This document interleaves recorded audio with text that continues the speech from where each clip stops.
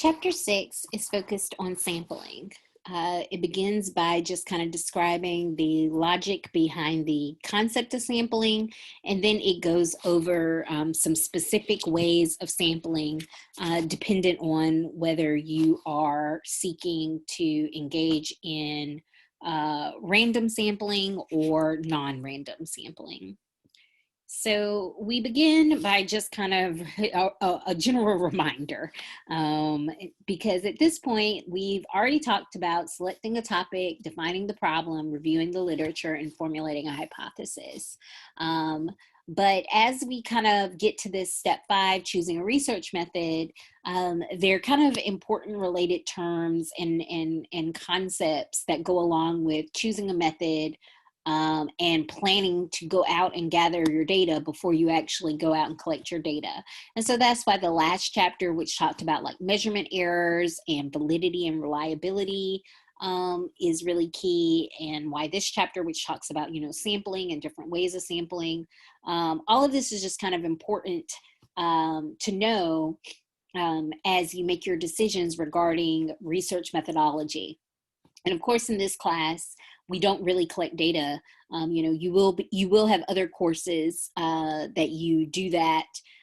You take those additional steps. But in this class, it's more of just kind of understanding the rationales behind different methodologies. And in order to understand that, before we can just start talking about, how do I write a survey? How do I engage in a participant observation? How do I conduct an experiment? Before we can kind of get into some more of those details, knowing who you will be collecting the data from is key. And that is what sampling is about. Because when you wrote your research question was pertinent to a population. Sometimes it's called a target population, sometimes it's called a study population. But this is the entire group of people that are the focus of the study. These are the people who your question refers to, is pertinent to, that you would, after you collect your data, generalize to. It's worth noting that there are some types of studies that don't use sampling. We call those population studies. But population studies are massive undertakings in a lot of cases. They require a lot of time, a lot of resources. Think about probably the best known population study, which is the census. There's a reason why we only do it every 10 years. The years leading up to the census require a lot of time and thought and planning. Then normally the data collection component of the census takes almost a full year. And then the analysis, the cleaning of that data, the analysis of that data takes years after, right? And so, if you were just an everyday researcher, who needs to write some articles and books in order to get tenure and hold on to your job, you aren't going to have that type of time and money available to you. So sampling is what most researchers do, right? They do studies based on samples. And sampling is just the procedure used by researchers to select a subset of the population, who we refer to as a sample. And it's that subset of the population who you then collect your data from. So as we begin to logically think through the process of sampling, just know that for a lot of sampling, it begins with developing a sampling frame, a list of the entire population you have access to for your study. And so, in some cases, if you have a list of the entire population, then great. In some cases, it's going to be the best available list, and that's what you have to make the argument for. So just know that the sampling frame does not always include everyone who is available or who is part of your target population, but it is where we begin. So, for instance, let's say that my question was, what strategies are college students in California employing to help them succeed in their online courses? And how do these strategies compare with techniques used in past semesters? So who is my question referring to? Who is my question about? It is about college students in California. That is my population. Now, my sampling frame. Let's say I have a list of the students enrolled full-time with sophomore or senior status during fall 2020. And I have a list of those students from CSUB, Fresno State, UCLA, and Stanford. Well, that list is my sampling frame, right? That is who, these are the people that are representing my population, right? Let's go back to our little graphic, right? A sampling frame is representing your population, is the accessible target population. So yes, I am aware that these aren't all the college students in California, but these are the ones that I have access to through this frame, through this list. Then my sample itself might be students enrolled in introductory courses and senior level seminar courses in the business, English, and sociology department. So I now have narrowed my sampling frame down even further to an even more manageable, smaller group of students. I'm interested in those sophomores and seniors who are full-time students, and they're enrolled in either the introductory courses in business, English, and sociology, or the senior level seminar courses in business, English, and sociology. So they're the sample. They're the people that I'm going to collect my data from in order to answer my question. But then how do I even decide, who is going to be part of that sample, right? How did I go about getting those people if I'm not using all of them? Well, that raises the question, how do we sample? And so the kind of basic distinction we see in sampling is whether or not you're engaging in probability sampling or non-probability sampling. And so probability sampling is when participants are randomly selected. So it's also sometimes called random sampling. Usually in order for random sampling to be employed, you need to have a sampling frame available. And this type of sampling is frequently used in quantitative research. Doesn't mean that it can't be used in qualitative research, but it is less likely. Non-probability sampling includes various techniques where people do not have an equal chance of participation. And so some people have a higher chance of being selected for a study than others. And sampling frame may not be available for these populations, and the participants, as I just noted, are not randomly selected.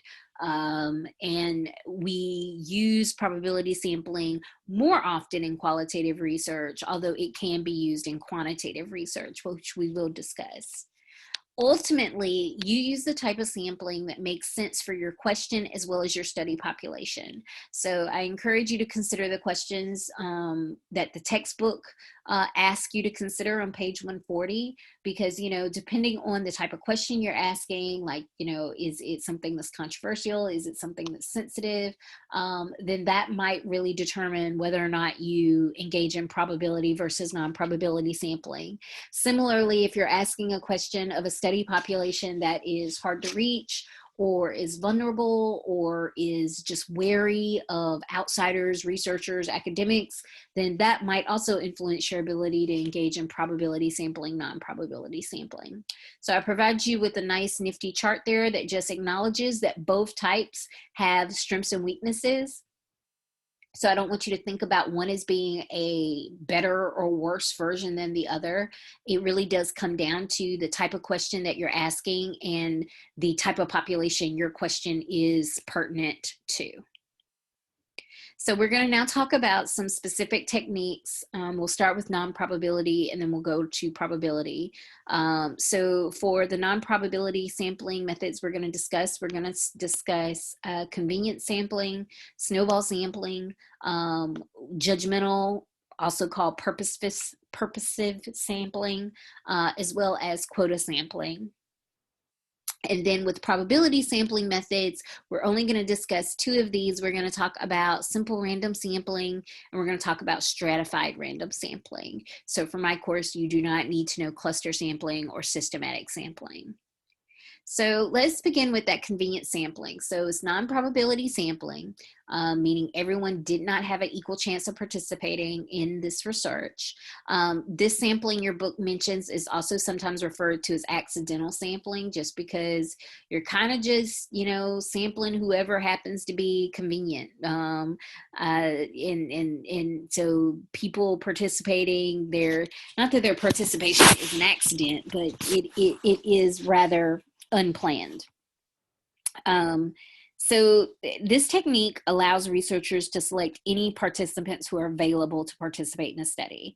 And this is true even if they aren't necessarily representative of the population. And so the big thing here is it is whoever is readily available to you as a researcher at a given time point. Because it's just whoever is readily available, that does mean that this is cost and time effective. You can kind of just, I don't know, go out in the mall and be like, hey, I'm going to give them a survey to the first 50 people willing to take it. Boom, bam, done. And so, that cost and time effectiveness, are benefits. And that little graphic that points out the advantages of convenient sampling, that is something they note. It's quick, it's inexpensive, it's much fewer rules to follow, so therefore it's easy to do research. Convenient sampling is especially good for pilot studies, or which is when you're making an initial inquiry before a larger quantitative or qualitative study, because oftentimes you don't want to spend a lot of time or energy or money or effort on a pilot study, because you have your larger study coming up. It's a good way to test out a new instrument. It's an important way to just make sure that you aren't necessarily running into any of those kind of measurement errors that we discussed in a previous chapter. So this is what convenient sampling is. The second type of non-probability sampling I want to emphasize is called snowball sampling. And it's referred to as snowballs because you think about a snowball starting at the top of a hill, rolling down the hill, gathering more snow as it goes. So that literally is what happens with your sample, because this is a technique in which participants are selected by word of mouth. The recruiter does recruit some number of initial participants, but then those initial participants then help the researcher, find other willing participants. And it grows like that. So, a couple of things to know. This is once again, a convenient way of sampling. It could be also, once again, fairly low cost. But one major disadvantage is that the resulting sample may not be representative of the entire population, because especially since you're oftentimes relying on people's networks, their suggestions about who else you talk to, who else you include in your sample, and people have a tendency, the average person, to have networks that are very similar to themselves. And that's true whether it is race or gender or social class or religious affiliation. People tend to spend more time with and know other people better when they are like them. And so you might find yourself with a sample that is just not very representative of the larger population. And this may or may not be a big deal to you, depending on what your question is. If it is an issue for you, one thing you can try, although it's not a guaranteed fix for this problem, is you can try to encourage variety in your sample by asking your participants to provide you names of other potential participants who come from a specific demographic. So your book talks about, if you already have like more than enough, women in your study, then as you talk to those women, and then ask them for other people who maybe would like to become involved, you might specifically say, and I'm really looking for, men, if you have any men that you would like to suggest. Like I said, this isn't a perfect fix, and you might just wind up with a sample that's just not very representative. Now, snowball sampling is a very useful technique when a population is hard to reach or as discussed before, you know, if they're vulnerable, if they're very wary of outsiders or academics, you know, snowball sampling works because if you develop a good relationship with your initial subjects, and you establish that trust, which your textbook recommends, then they can use their networks and help you then talk to other people that are part of that population, because they can kind of vouch for you and they can kind of vouch for your data collection process and your study. Okay, the next type of non-probability sampling is what's called purposive sampling, also referred to as judgmental sampling. And unlike what I mentioned before about like accidental sampling, which to be honest, I've never personally have seen convenience sampling referenced as accidental sampling. What I will say is that I truly do see purposive sampling and judgmental sampling used almost interchangeably. So just recognize both when you see it. Know they're the same thing. They're referring to the same thing. And so this type of sampling allows the researcher to select participants of interest for the study. And your book notes that this is very useful when you're interested in a very specific population with unique characteristics. When, you know, you probably wouldn't be able to find those people by using convenience sampling. You know, you would not necessarily be guaranteed to, you know, get these types of people, you know, if you were using random sampling, like maybe there are not even enough of them in a population to randomly sample. And you don't even necessarily, they don't even necessarily hang out in the type of networks where you can rely on snowball sampling. So sometimes you just have to think about who do you want to answer your question, who is your population of interest that might be very narrow, and then ask those people directly. And so, you know, there are two types of purposive sampling that your book discusses.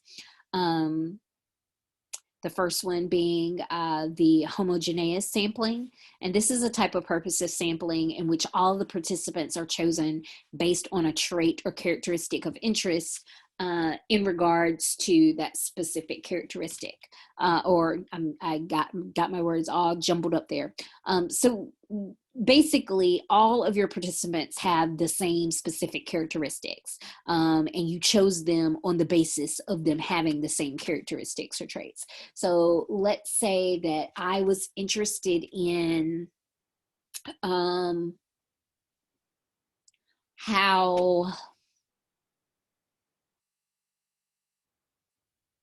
let's say I'm interested in the social adjustment process of white female athletes who were homeschooled in predominantly non-minority areas. I'm interested in their transition to playing on college sports teams that have high percentage of minority student athletes. So basically I'm just like, look, you grew up playing a sport, but you were homeschooled, like maybe it was an individual sport, and you grew up in a white household in a largely white area. And now you're in college and you're in a much more diverse setting with teammates that are diverse. And I'm interested in, you know, what is that social transition looking like for you? Just because camaraderie is such a big part of team sport, such a big part of sports. I'm wondering what that looks like. So think about how narrow my population is. Like I'm looking for white, homeschooled, female student athletes who grew up in largely non-minority areas.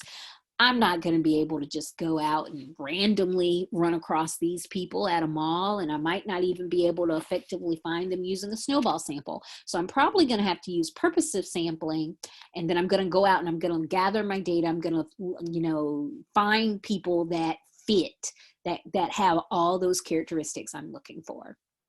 because I'm trying to gain a homogeneous sample in order to understand their social processes and adjustments as they, learn how to interact and work with diverse teammates. So that's one form of purposive sampling. Another form is what's called deviant case sampling. And this is where you focus on very specific cases who are the outliers from the majority or the general population. And so in this case, it's less about them all sharing the same characteristic and more about how they're all different from whatever the majority is. So I think this is the one that your book gave you the example of, dropouts, high school dropouts who drop out their first year of high school. Which is pretty uncommon just because of the age at which people drop out. That means most people who drop out have a couple of years of high school under their belt, not just one incomplete year. So that would be a very small number of people, and those people represent what's called deviant cases.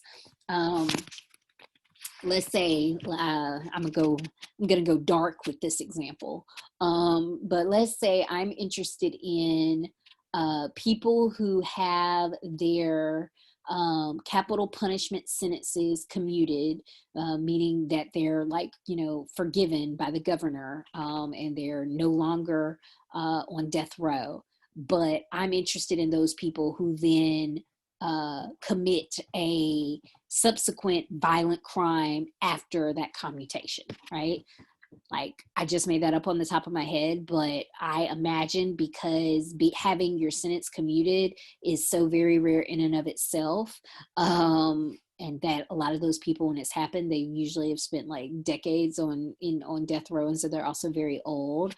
And so just knowing what is generally known about violent crimes, I'm thinking it probably would be a very small sample. It would be an outlier, just some outliers who, after having their sentence commuted, go and commit a subsequent violent crime. So if I'm wanting to study them using like some type of case study methodology, I'm going to have to find those people using deviant case sampling. So, as your book notes, the advantage of allowing researchers to handpick participants contributes to what is the primary disadvantage of this type of sampling, which is you really can't generalize results to the greater population, because even when compared to convenience sampling and snowball sampling, even when compared to those other non-probability sample techniques, this one is least generalizable, because you are literally hand picking every single person to be in your study because of a specific set of characteristics. So generalizability is just very low for this technique. But especially like in the case of deviant case sampling, maybe the goal isn't for it to be generalizable, because generalizability is not always the only goal that a researcher may have. The final type of non-probability sampling your book discusses is quota sampling. And this is a technique that allows us to compare different groups within the population of interest. And to compare the groups, the researchers need a sample of predetermined quota or proportions. So let's say you have a population like college students, but then let's say I want to compare specific groups within that population, like students who are part of the Greek system versus students who are not part of the Greek system. Or let's say I want to compare in terms of sexual orientation, students who are heterosexual, students who are homosexual, students who are bisexual, right? Then once again, I'm comparing groups within my population. And so to do quota sampling, there are kind of two types of you can do it. One way of doing it is what's called proportional quota sampling. So this is when the proportion of the group corresponds with their proportion in the population of interest. So I am let's go with race, because I know those 2010 census statistics off the top of my head. I've taught it so many times. So, you know, like, let's say my population is just US citizens, or, you know, people in the US. That's my population. It's a broad population. But I want to compare racial groups within that population. So if I was doing proportional quota sampling, based on the 2010 statistics, then, you know, my African American proportion would need to be 12%. My sample would need to be 12%, because that's what it was in the larger population. And for Latinos, using the 2010 statistics, it was 16%. So Latinos would need to make up 16% of my sample. And for you know, for Asians, it was 5%, and so on and so forth. So proportional quota sampling, obviously, in order to be able to do proportional quota sampling, you need to know what proportion that group makes up of your larger population. And that might be information you may or may not have, but to do proportional quota sampling, you would need to do so. Non-proportional quota sampling is where you just use your own predetermined quotas that may not align with the larger population. And sometimes you do that because it better fits the comparison that you're trying to analyze. So to go back to my race example, you know, if I'm really interested in these racial differences and I'm comparing between groups, it may not be very helpful to me to have a sample that reflects the United States population, because then I wind up with only like 1% Native Americans. And maybe that's such a small number in my sample that it would be weird to, you know, to make any observations based on such a small number of Native American participants.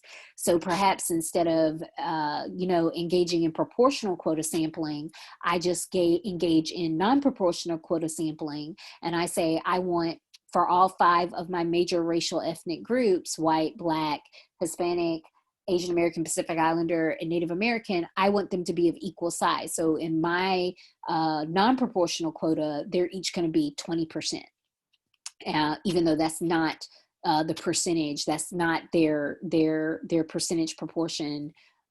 That's not their proportion in the larger population. And so that's little graphic that I gave you is a good example of both, because for gender, which is 50% male and 50% female, this is proportional quota sampling based on the number of you know, males and females in the larger population, because it was 50% male, 50% female. But then the racial breakdown of the sample, 50% white and 50% Black, this is non-proportional quota sampling, because as you can see in the population, it was 70% white and 30% Black. So you have this quota sample that is proportional quota sampling in terms of gender, but non-proportional quota sampling in terms of race. So now we're switching over to our probability sampling. And for probability sampling, there were only 2 techniques that your book emphasized. So only 2 that you need to know. The first one is very simple, and that's even what it's called. It's called simple random sampling. And this is a sampling procedure that relies on complete randomization without any specific boundaries.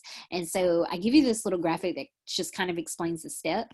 You assign numbers, because this type of sampling does require a complete list of the population. You need a sampling frame, a complete sampling frame, in order to do simple random sampling. So you have your list, you assign your numbers, you auto-generate random selections, whether that means you go to like you know, just a random number generator on the website, you know, you pluck, you know, those numbered balls out of the little cage thing, you pick up scraps of paper, like however you do it. But the point is you auto-generate your random selections, and whatever numbers you select and pick that correspond with their given participant, that's how you wind up with your sample. So the biggest advantage of simple random sampling is that every member has an equal chance of participation. And so it does ensure representation of the population. The biggest disadvantage is, like I said, it only works if you have a complete list of the population, because you need to be able to number the participants, number your sampling frame, and then that's how you pull people to be in your sample. The second type of probability sampling that your book discusses is stratified random sampling. And so in a lot of ways, this is going to sound a whole lot like the quota sampling that we just discussed with our non-random sampling. The biggest difference here is that you have that list once again, because now you have your list, and instead of just numbering, straight numbering in order to randomly select numbers to be in your sample, you first take your list and you use that list to create lists of different groups. And we call those different groups strata.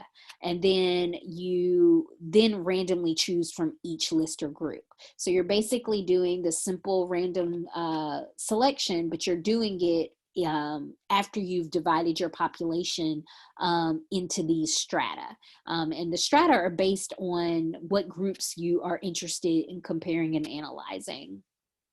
So, if you have a list of all the students enrolled in CSUB, you have a list of everyone enrolled, and a simple random sample might be like, okay, I'm going to assign all of them a number, 1 through whatever, and then I'm going to randomly select 150 of them to take part of my survey. But when you do that, who knows who everyone had an equal chance of being selected, but your sample might wind up being like, oh my gosh, I have no Asian American students at all in my sample. It just so happened none of them happened to be part of that 150 that I selected. And this is where stratified random sampling can come in handy, because now what you would do is you would take that same list and you would split it into race, because we do have that information about our students. And so now you have a list of the CSUB students enrolled in fall 2020, but you have it separated into 5 lists based on the 5 major racial ethnic groups. Then you do the numbering and the random number selection. So you still are randomly selecting, but you're random selecting within each strata. Now, how many do you select from each group? Well, once again, it kind of has to do with, do you want it to be proportionate or disproportionate to their representation in the larger population? Similar to what we discussed before, if you engage in proportionate stratified sampling, then the strata proportions are equivalent to the proportions found in the larger population. If it's disproportionate, then it's not equivalent. It's just, whatever predetermined amount proportion you want to assign that particular group. So, let's just say if Asian American Pacific Islanders were 10% of the population at CSUB, if you did proportionate stratified sampling, then you'd be like, okay, well, then they need to be 10% of my sample. So that's X number of people need to be selected from this strata. Or like I said, if you're wanting to compare within groups and you want your groups to be equal size, you might say, okay, I'm going to choose 20%. Every group is going to get 20%, even though that doesn't align with their actual population proportions. And so you can kind of make that decision based on the question you're asking. If it's a question that is really predicated on comparing between groups, maybe you want your groups to be the same size. But if it's a question where, doing intergroup comparisons isn't as much of a focus, then maybe that isn't as necessary, especially maybe if you want it to be more in keeping with if you want the population to be more in keeping with your sample to be more in keeping with the larger population in terms of its proportions. So let's return to my example, right? I had my, college students in California. I had my sampling frame, which means because I have a sampling frame, that does open up the ability to do probability sampling. And then I know that I want to focus on these students that are in a certain type of courses. You know, what sampling technique should I use? Yeah, there is no right or wrong answer here. It really has a lot to do with, you know, what is my rationale for choosing one or over the other? Convenient sampling, especially since I have a sampling frame and because I want people from all these different departments and I want sophomores and seniors, that one doesn't really make sense. Judgment sampling, if I really want this question to be generalizable to the students who aren't taking part of my sample, I probably don't need to go with judgment sampling. Quota sampling is a possibility. I can say, okay, I'm going to choose these specific classes and I'm going to choose these specific number of students per classes. You know, out of all the non-probability techniques, that one probably makes the most sense. You know, but if I'm going to do quota sampling, given I do have that nifty sampling frame that I discussed, you know, would it not make more sense maybe to do the stratified sampling? Because with stratified sampling, I could be a lot more confident in generalizing to the larger population because that was an advantage of probability sampling over non-probability sampling. And so, you know, these are the kinds of decisions that you make as you think through your own sampling plan. You know, you think about you know, your question, you think about your population. Are they vulnerable? Are they hard to reach? You know, you think about whether or not a sampling frame makes sense. Like, you know, some populations sampling frames are much more readily available and accessible than others. And then once you think through all that information, then you land at a you know, a plan for a sampling technique that will give you who you would hope would be your ideal sample or a representative sample. We won't even use the word ideal. You know, but it is important to have a representative sample because when you have a bad sample, in the same way when you have bad measures, it can lead to bad data. It can lead to low quality data that leads you to make some, you know, bad conclusions about what that data is saying and predictions. So I give you an article, and I very rarely give you additional reading in this class. So I strongly encourage you to read it because I will ask a couple of questions about it that go beyond what I'm just about to say here. But this is specifically about the Landon versus Roosevelt presidential election, which Literary Digest, which had been doing presidential polls for years, past elections, they predicted that Roosevelt was going to lose. They confidently predicted that. And of course, they were wrong. There's a reason why you've never heard of President Landon. He did not become president.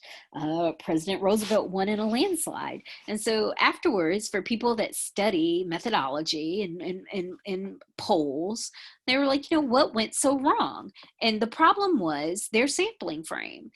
So their sampling frame, they used phone numbers, subscription lists to newspapers and journals, country club memberships, and driving club registrations. Obviously, these lists were not representative. You know, think about the time in which this is occurring. This is like the 40s. You know, phones were a luxury, cars were a luxury, country clubs are still a luxury. So it was a sampling frame that yielded a sample that was systematically biased towards better off groups, and those better off groups were more likely during that time period to be people who identified and voted Republican, and FDR, of course, was a Democrat. So this is the type of bias, and like I said, because it was systematic, it is a bias. It's called a selection bias. But then, in addition to the problems with the sampling frame, during this during this particular election, the economy was a huge issue. And a lot of those types of policies that we now praise FDR for, the New Deal programs, for people who were upper middle class or better, they were strongly anti-New Deal. So better off people were not pro FDR. They were not a proponent of his economic reforms. And so they were very angry about this. And so in addition to the sampling frame being biased towards people who were better off being more likely to be part of the frame and thus the sample, there also turned out to be a voluntary response bias where these Republicans, these anti-Roosevelt Republicans, were much more motivated to respond to the poll because they were much more angry. They felt a lot more strongly about the issue. But just because they felt more strongly about the issue does not in fact mean that there was more of them in the general population, which is why Roosevelt still wound up winning over Landon. So that is it for sampling. You know, if you would like to hear additional explanations of the distinction between population versus sample, I have a video for that to point you towards. And if you want to hear another professor go over different sampling techniques, I have a pretty long video, I think it's about 20 minutes, that provides additional details about these different sampling techniques that I did a fairly brief overview of.